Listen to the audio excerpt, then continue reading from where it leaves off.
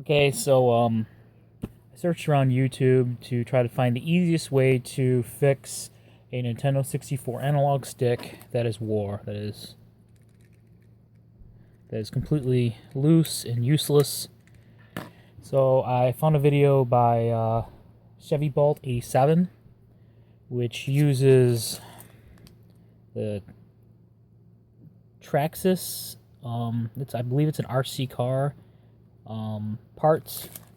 I believe this is a shock building kit, but the only part that I'm interested in is the little blue gasket right there, and that's the part number. So I'm going to try to fix this analog stick, just using this little blue gasket or blue O-ring.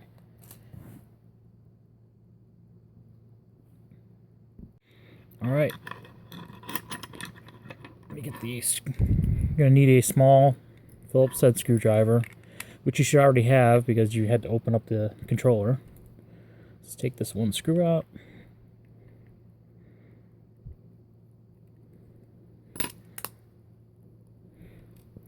This is going to spring up. We have two clips right here. You're going to have to pull these back and be careful to not break them. And I'm having some difficulty.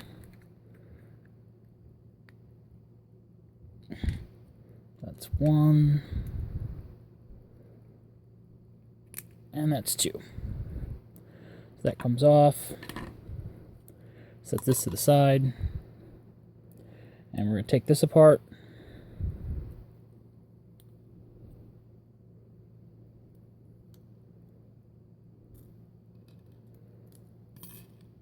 Okay, so I can keep the stick like that. Let's open this up. Oh, gotta open this. Have it open. And that's what the part looks like. And it won't focus. Okay. Now we're just going to put the gasket right here. Whoops. Just like that. Now we're going to reassemble everything. Now before we do that, I'm going to be using Super Lube synthetic grease.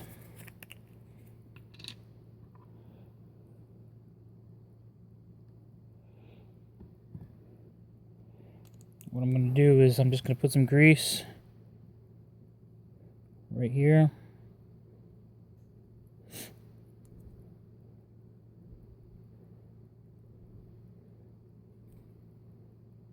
Whoops.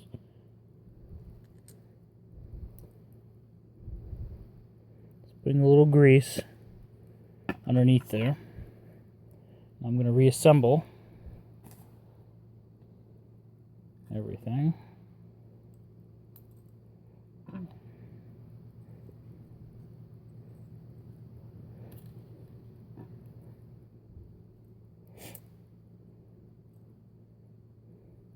Actually, I have a cold right now, so sorry for me sniffling.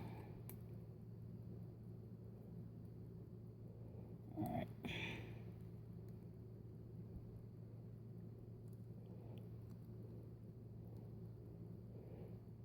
A hard time turning it.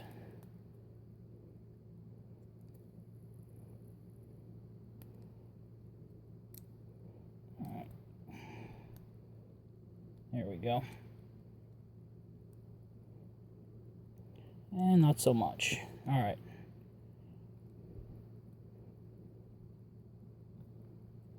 Alright. Okay, now I'm going to grease the pivot mount holes, which are right here, right here,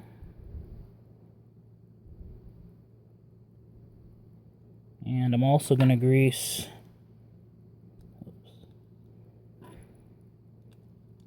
Take this out.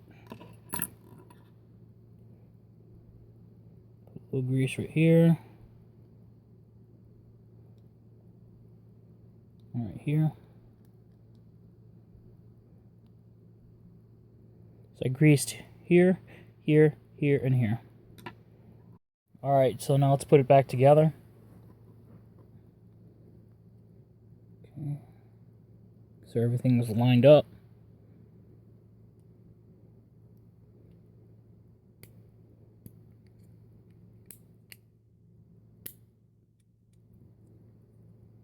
Okay. Get the screw.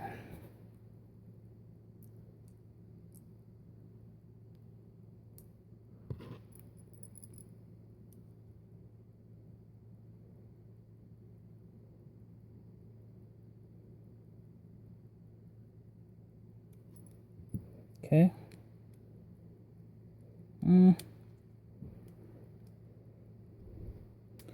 Seems like it's hanging up a bit, but maybe the grease just has to work in.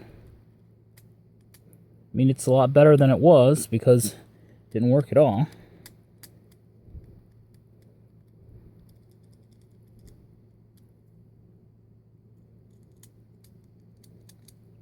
Alright, well, let's see how it works.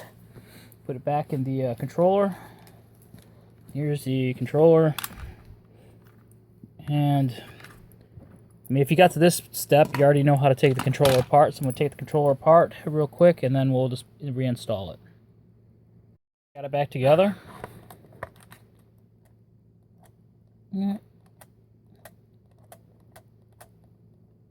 Doesn't feel too bad. Going down, I guess moving the Y. Yeah, the return's not that good.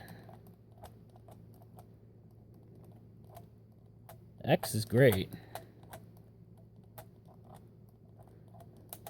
mean, maybe it needs to be broke in because there's grease in there. But I mean, it's extremely. I mean, it's a great improvement over what I had before because it didn't even work. So, I mean, maybe with some gameplay with it, maybe it'll break in. So, I'll see what I can do as far as play some Zelda, try to break in a little bit, and come back and tell you guys what my verdict is. Okay, so I played with this controller for approximately 4.5 hours or so over 2 days. And it got better as I used it. Got more responsive.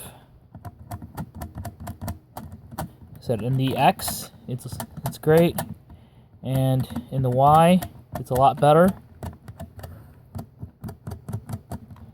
So it's not perfect, but it works really good, and it was a $5 fix or $6, something like that. So in the description of the video, I'm going to put a link to the original video that I saw where this method is used to use that little gasket or that O-ring. And I'll also put another link to another video that shows an entire controller teardown if you're interested in that, because I know I didn't go through that. I already had it in pieces. So, but yeah, if you like this video, subscribe. Thanks.